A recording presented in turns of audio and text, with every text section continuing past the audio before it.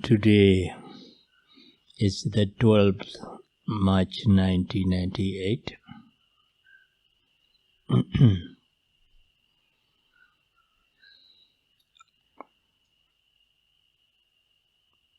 Our previous Dhamma talk was not recorded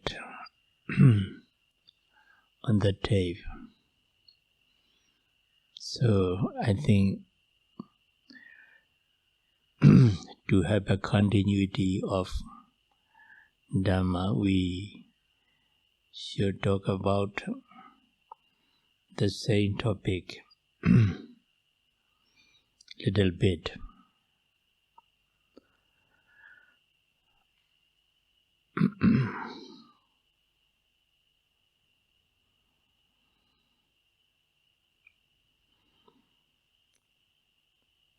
We explain to the meditators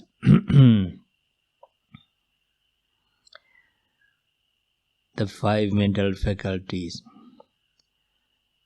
which every meditator must be endowed with, and also these 5 mental faculties must be sharp and powerful and kept in balance.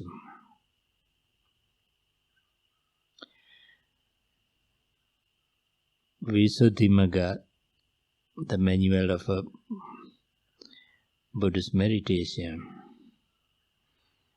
mentions how a meditator can make these 5 mental faculties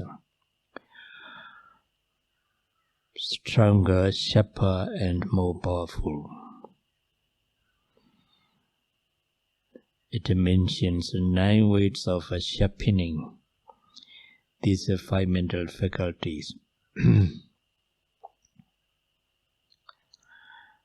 But we have to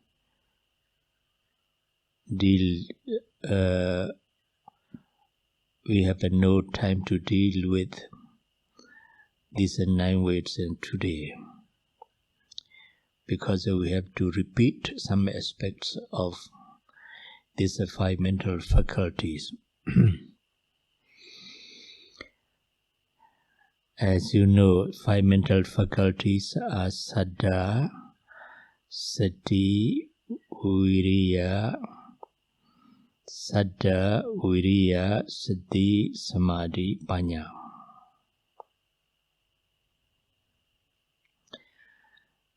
These 5 mental faculties are also known as Bala in Pali, which is translated into strengths or powers. So these 5 mental faculties are also the strength of a meditator, which enable the meditator to attain the enlightenment and the cessation of suffering.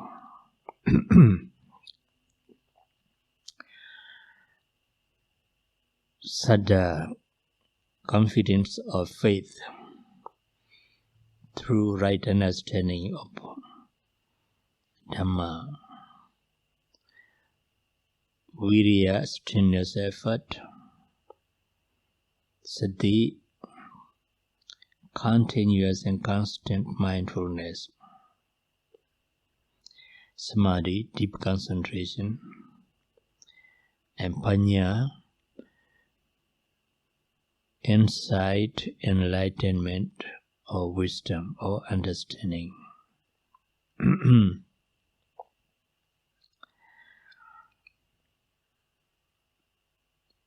This Panya can be translated into knowledge too. But that Panya, which is translated into knowledge, is a very weak, very superficial, not deep enough.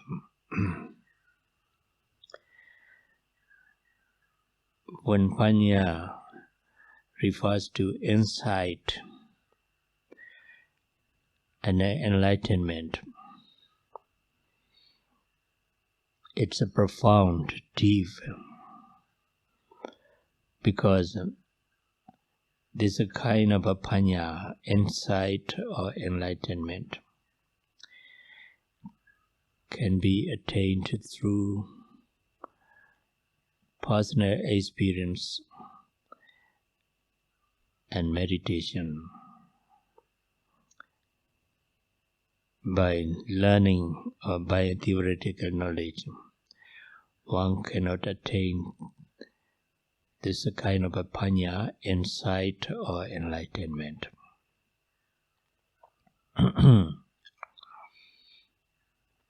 But in the five mental faculties, this Panya mainly refers to insight and enlightenment, but it refers to some knowledge of Dhamma and wisdom or understanding of Dhamma. So, Saddha and Panya must be kept in balance. Confidence and faith or understanding or knowledge must be kept in balance. Samadhi and Viriya must be kept in balance. Concentration and effort must be kept in balance. Sati, mindfulness, can never be set to be excessive.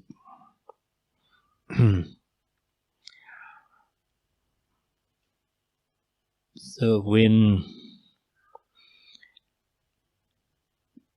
confidence or faith, Saddha,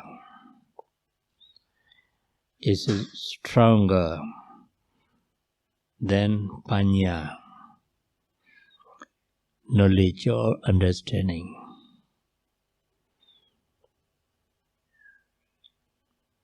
one can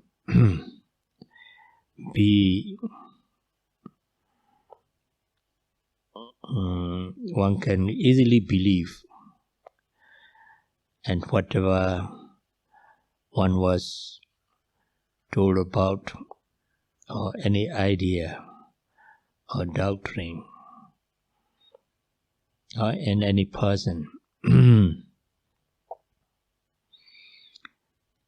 So he becomes a credulous.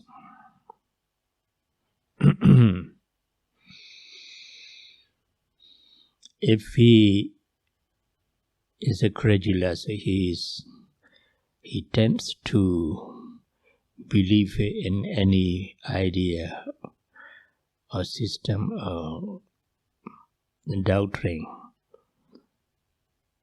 very easily. Then he may believe in the wrong idea or path or doctrine, which makes him suffer.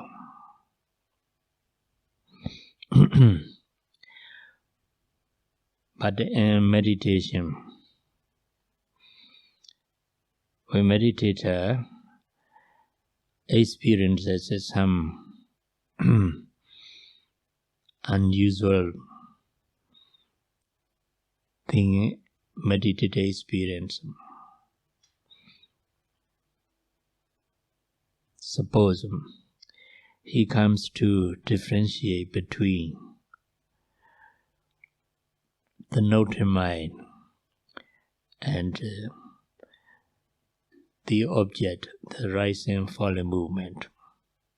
Very clearly, the noted mind is one process. The rising movements is another one. These are not one and the same. They are the two separate process of mentality and physicality. If he experiences it, or if he realizes it through his experiential knowledge, by observing rising and falling movement very attentively, then he judges what the Buddha taught is right. When we observe rising and falling movement,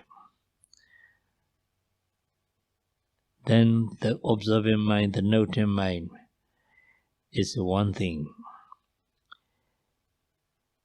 The thing which is observed, rising or falling movement, is another thing. So these are the two separate phenomena. One is a mental phenomena, the other is a physical phenomena. If we do not practice this mindfulness meditation, and if our concentration is not good enough on this process of rising and falling movement, we won't be able to differentiate between mental phenomena, physical phenomena in this way. Then we think these dual processes of mental and physical phenomena to be me, or a person, a being itself. Actually, neither of the dual phenomena is a person, a being itself.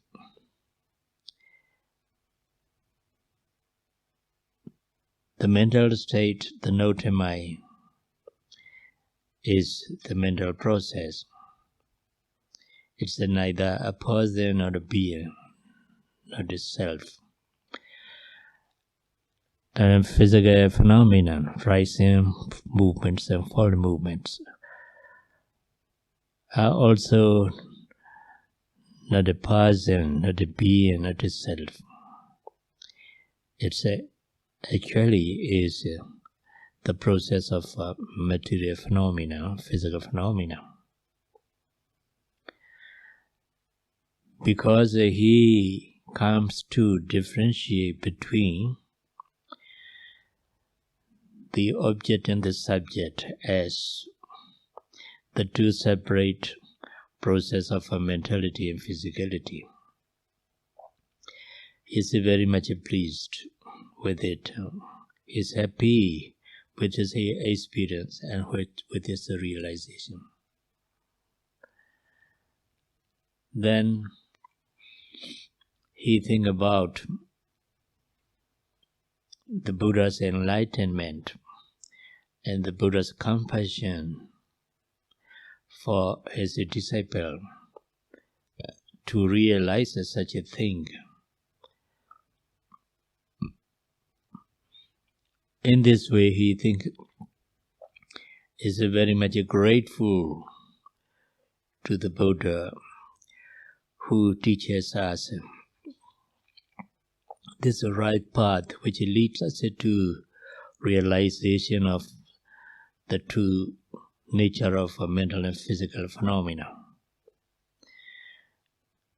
In this way, he thinks about the Buddha, the Dhamma, and he analyzes it. But he could not analyze it. He thinks about the greatness of the Buddha, his gratitude to the Buddha, and so on. In this way, his mindfulness is disturbed, concentration is broken. Then he can't make progress further. his meditation stopped there because of a lack of mindfulness and weakness of concentration.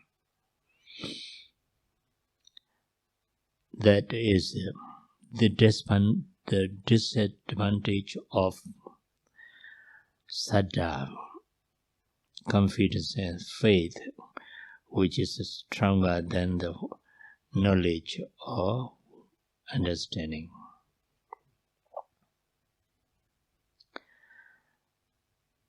Then this is saddha, confidence must be balanced with panya, knowledge. Oh, this is wrong. If I think about the Buddha's attributes or the Buddha's greatness or the benefit of Dhamma, it's wrong. It's a kind of a distraction. What I should do is to be mindful of whatever arises as it is. Only to be mindful of what's happening is the right path for me to lead to the cessation of suffering. In this way, panya, knowledge of Dhamma or understanding of Dhamma, leads him to the right path. Then his saddha, confidence, becomes imbalanced with the panya, knowledge. Then he continued to be mindful of what is happening to his body and mind as it is. He is on the right path. Hopeful to attain higher stages of knowledge, enlightenment, and the cessation of suffering. When panya, knowledge of Dhamma or understanding of Dhamma, is stronger than saddha, faith or confidence, or more powerful than saddha, he may analyze what the technique of meditation. He may analyze the doctrine of the Buddha. He may analyze any experience that he have in meditation. He may consult his experience with his theoretical knowledge of Dhamma. The scripture says so and so. Now I experience this. This is not in conformity with what the scripture said. Or it's quite right. It's a very much conformity with in conformity with what the Buddha said. In this way, he analyzes his experience. Then this is also distraction. Uddaca.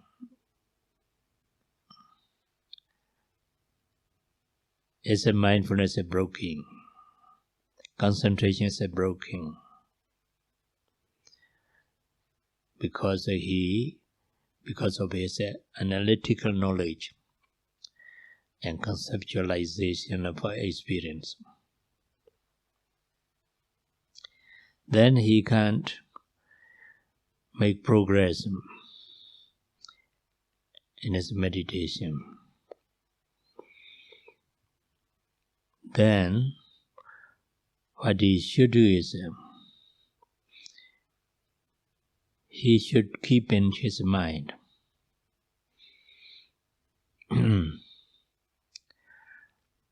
The omniscient Buddha teaches us this technique of meditation, mindfulness meditation, through his personal experience of Dhamma, not by learning from any teacher. So it can never be wrong. It's always right. So I believe in it. In this way, he should increase his faith or confidence in the technique and the doctrine of the Buddha. Then he won't analyze any longer. He won't think about anything he experienced or the technique. Then that saddha will lead him to the right path. Be mindful of what is happening at this moment as it is. Then he will be able to continue his practice by being aware of each and every mental state and physical process arising at this moment as it is.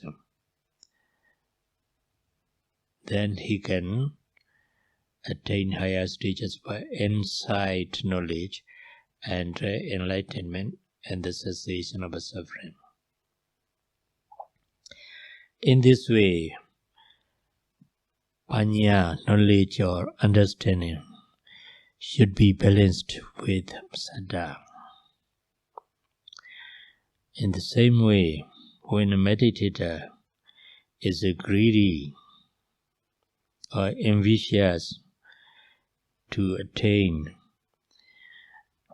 enlightenment or to live in peace, having uprooted all agitated mental state, negative mental states, physical, mental defilements. So he strives his best, put in too much effort in the practice, day and night. He determined, I must attain enlightenment in a week's time. Then he put too much effort in the practice. When he notes rising movement and falling movement, he very strained himself, putting the effort in the practice, noting it too much attentively. Then he became so restless. So his mind doesn't go to the object very well. It's not concentrated on it very well. It goes astray.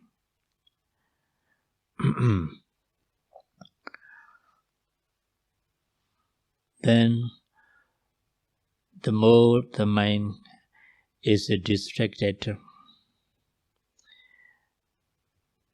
the more effort he put in the practice and the noting, then the more distraction comes into his mind. Later on, sometimes he is angry with his practice. Sometimes he is disappointed with his practice because though I put enough such an effort, strenuous effort, I couldn't concentrate my mind on any object of meditation. I may not hopeful, hopeless. Then he may give up the practice, or he may cry over it, or he may have a great deal of anger with his practice.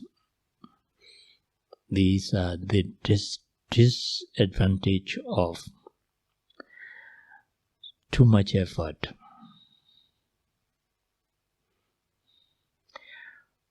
Then his too much effort should be balanced with the concentration.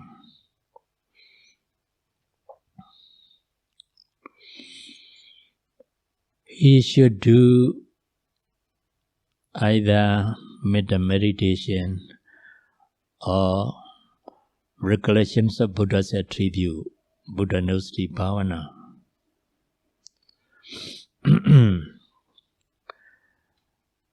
Then that meditation or recollections of Buddha's attributes make his mind calm and concentrated to a certain extent. Then the mind will become calm to a certain extent. At that time he can switch on Vipassana. But his effort must be steady, not too much. That's the one way. The effort is balanced with concentration. Then another way is not to practice any kind of samatha meditation, either metta or Buddha Nosati. He should continue his insight meditation, but he should relax himself both mentally and physically.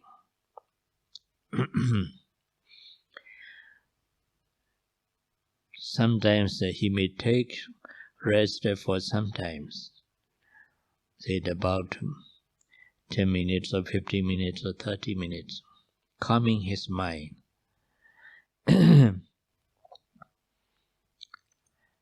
Then he observe rising and falling movement very calmly and slowly, keeping in the mind that I won't expect any progress. What I should do is to be aware of, to be mindful of whatever arises in my body and mind as it is, calmly, steadily. With this attitude in mind, he should observe rising movement calmly and precisely, not much attentively, but steadily, rising, falling, rising, falling. When the mind goes out, do not be disappointed. It's natural for the mind to go out, to wander.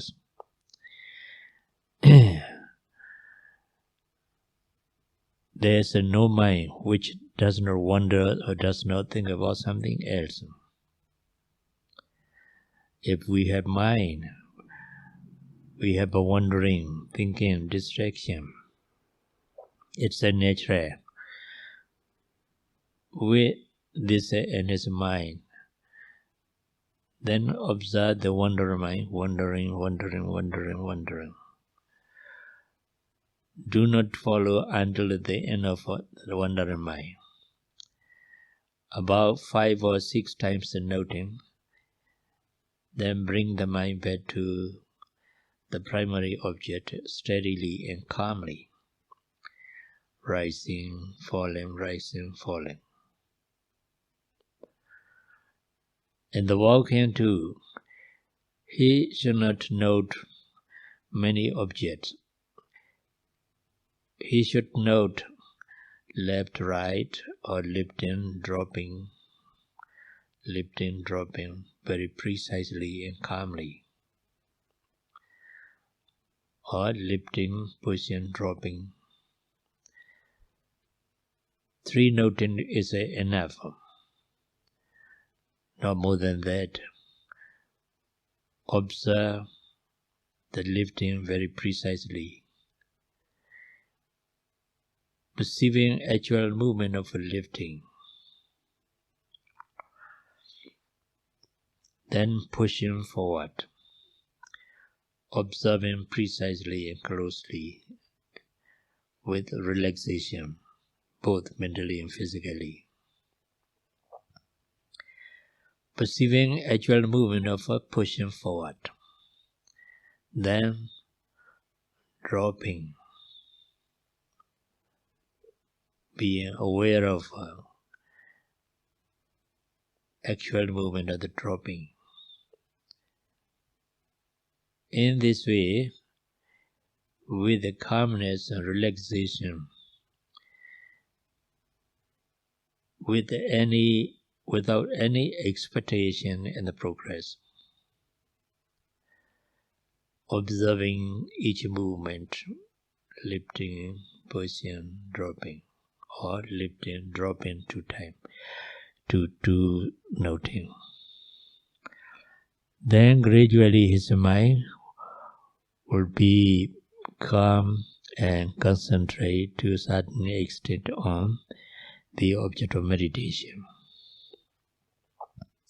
When the concentration gradually gains momentum, then he is on the right path. He should take lesson here because of too much effort. I have got into trouble. So too much effort is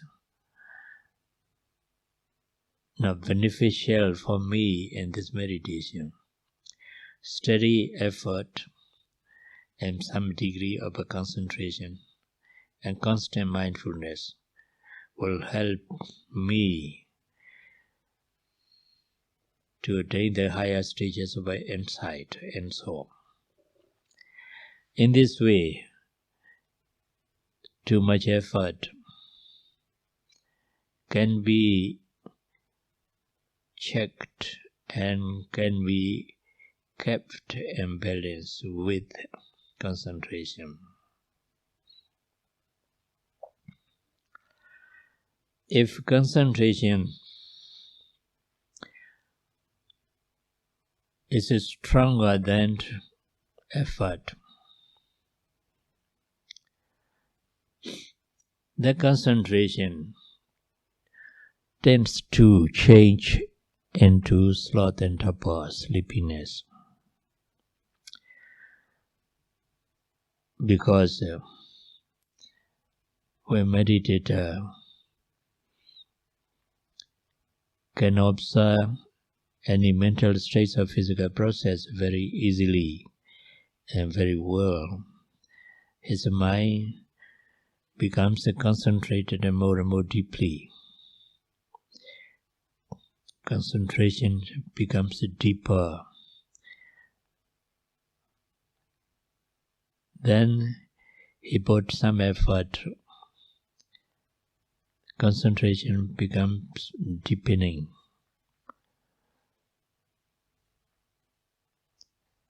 He can easily concentrate the mind on any object which is arising at this moment. When the abdomen arises, he can concentrate on it very easily, comfortably, as if without much effort. Then, because of a deep concentration, because of a very strong concentration, his mental effort becomes less and less. The effort becomes reduced gradually, but the mind is concentrated well. Then eventually, he hasn't enough effort in the noting or the practice. Because of a weak effort, the mind becomes sluggish, heavy. Then gradually, the concentration changes into sloth and torpor.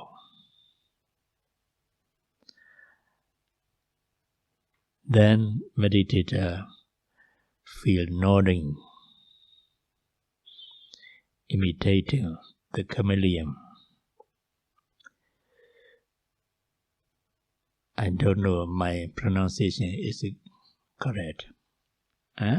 Chameleon. You know, he's nodding.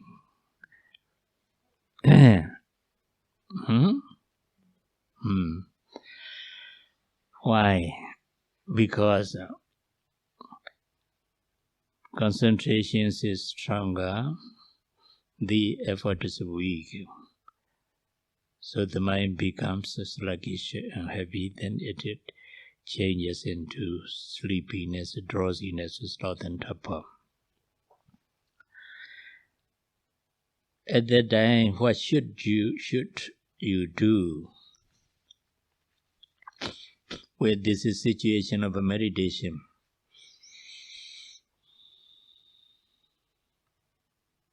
What should you do?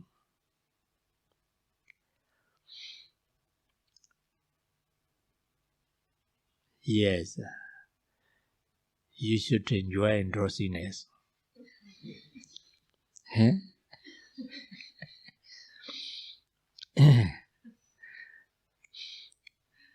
And the Buddha's teaching, there's two words, Seya Sukha, Medha Sukha.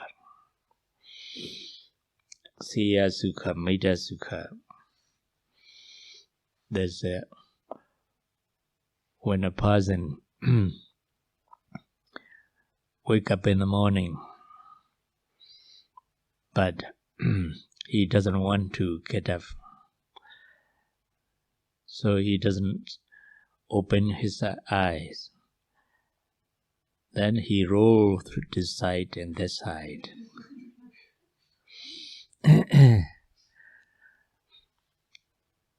That's it. Enjoying sleepiness. It's called Seya Sukha. Enjoyment of sleeping. But when in sitting meditation, a meditator feels sleepy. He doesn't know that it's sleepy. Because if he notes sleepiness attentively, then sleepiness will go away. Then he won't enjoy it. Yes. That's called enjoyment of sleepiness, sloth and torpor. Medha Sukha in Pali. So, should you enjoy it or should you try to overcome it? Trying to overcome it. How can you try to overcome it? Because your effort in the noting is weak, so you feel sleepy, heavy in the mind and the body too. So you put more effort in the noting. Note sleepiness more attentively. Sleepy like that. Sometimes not mental noting, but bowel noting should be done. Yes. Bowel noting. Sleepy like that. Then the mind becomes instigated and becomes alert and active. Then sleepiness goes away. But sometimes there are some meditator who has in this situation, half enjoyment and half noting. You follow? Half enjoyment of sleepiness and half noting. It means he couldn't put enough effort in the noting. He note sleepy, sleepy.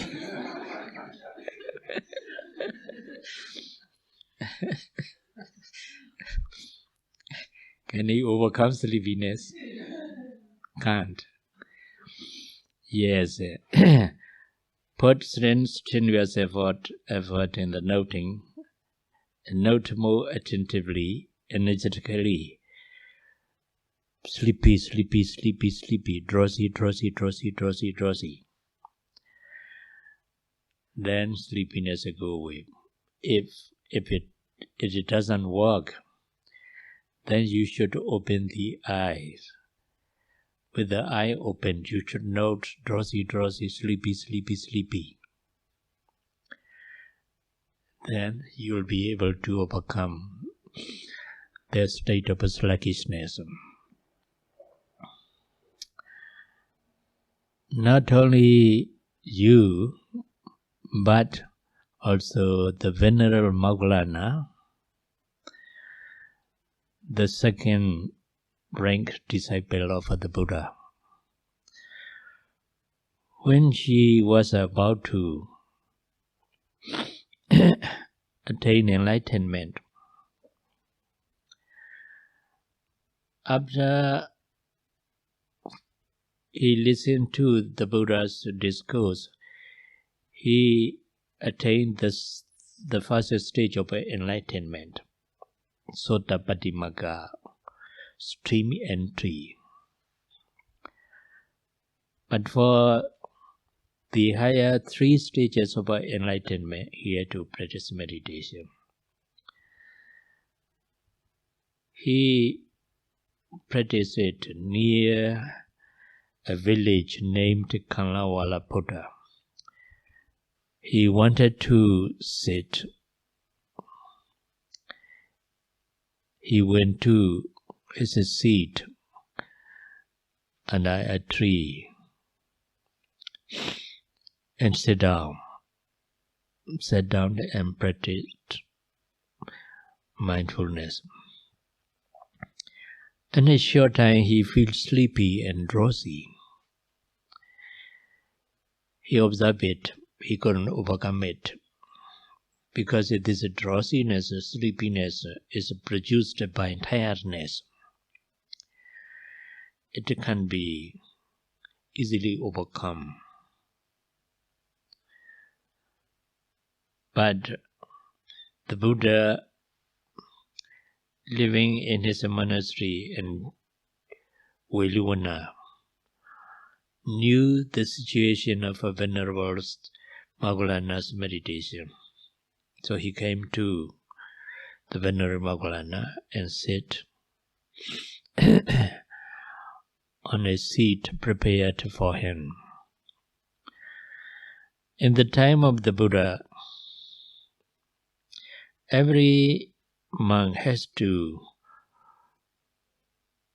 put a seat for the Buddha near him when the Buddha comes and encourage him. The Buddha has to sit on it there. So the omniscient Buddha came to the Moggallana and sat on the seat.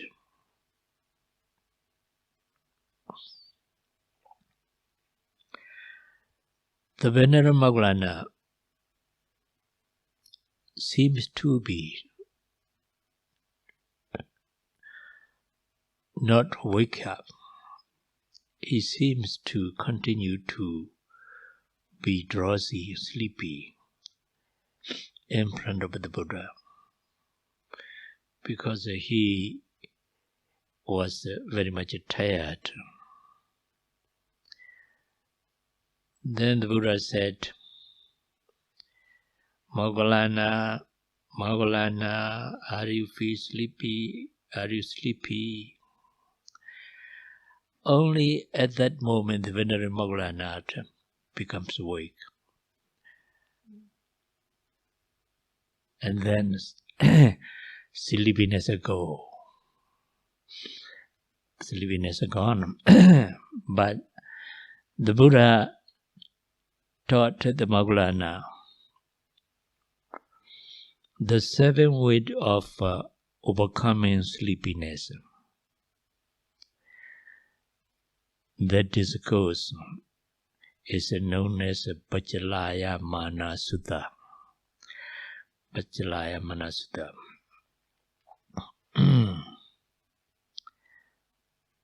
But I don't want to deal with it now. Why? Because there's no time. Yeah. But one of the way the Buddha said to the Moggallana is, Moggallana, if you feel sleepy, if it's not overcome by the words that I taught you, then you should do as I told you now. When you feel sleepy and it's not overcome, you should pull your ear and twist it.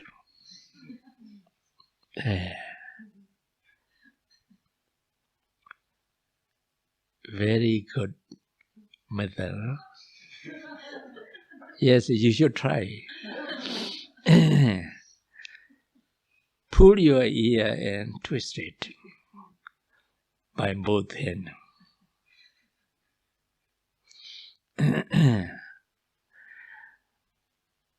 That's one of the 7 ways of overcoming this sleepiness. Yes, if you put strenuous effort in the noting and note sleepiness more attentively, energetically with the eye open, but it doesn't work, then you should pull your ear and twist it so that you can cry over. Then your mind will be alert and active. Sleepiness will go away. It's a sure way. Yeah.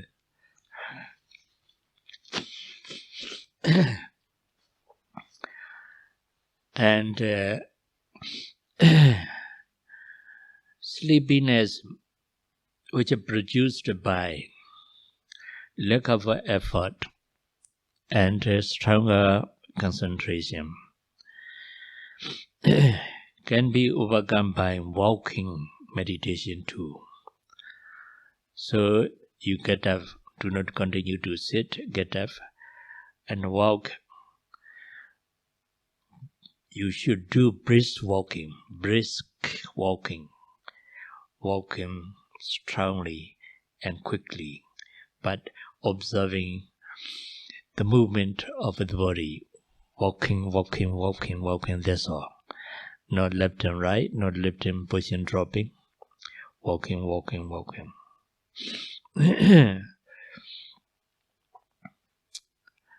In this way too, you can overcome this sleepiness because your effort becomes stronger by walking, brisk walking.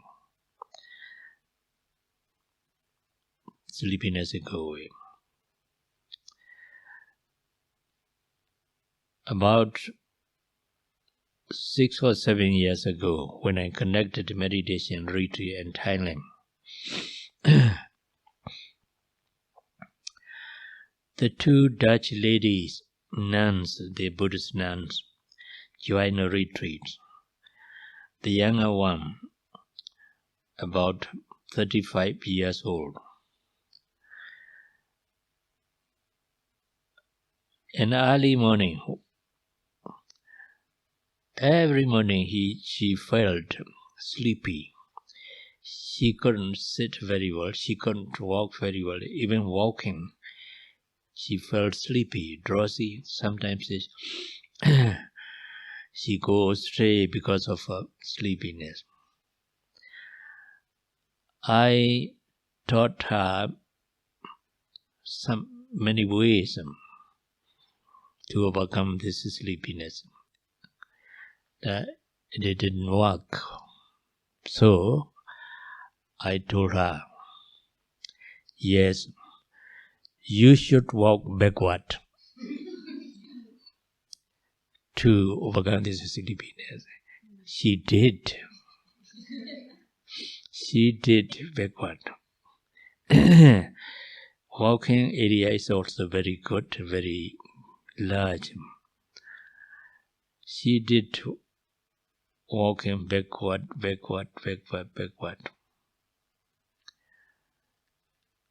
Only one walking meditation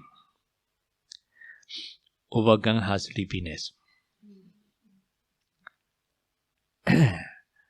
She was very much pleased. Whenever she is sleepy, she walks backward. Then later on, that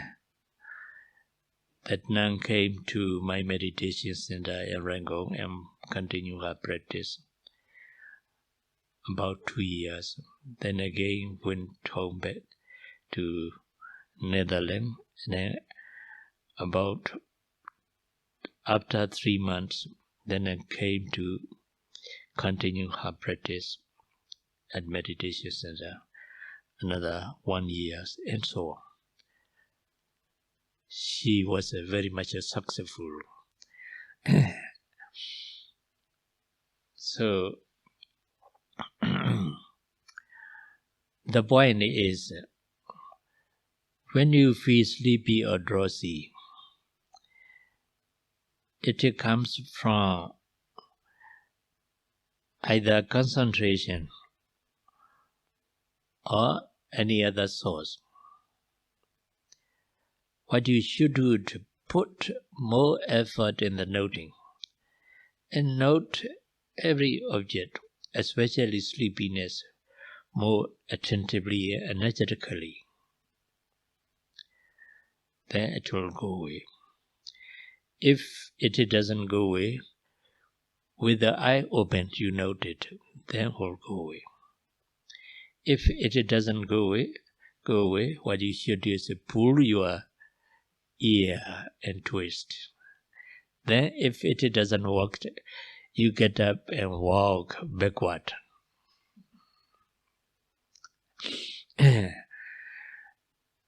And backward walking, you have to put more effort in the noting. That's why sleepiness goes away. So, in this way, the 5 mental faculties must be kept in balance. Then you can make a progress in your meditation. Enough, I think. Tomorrow we'll continue.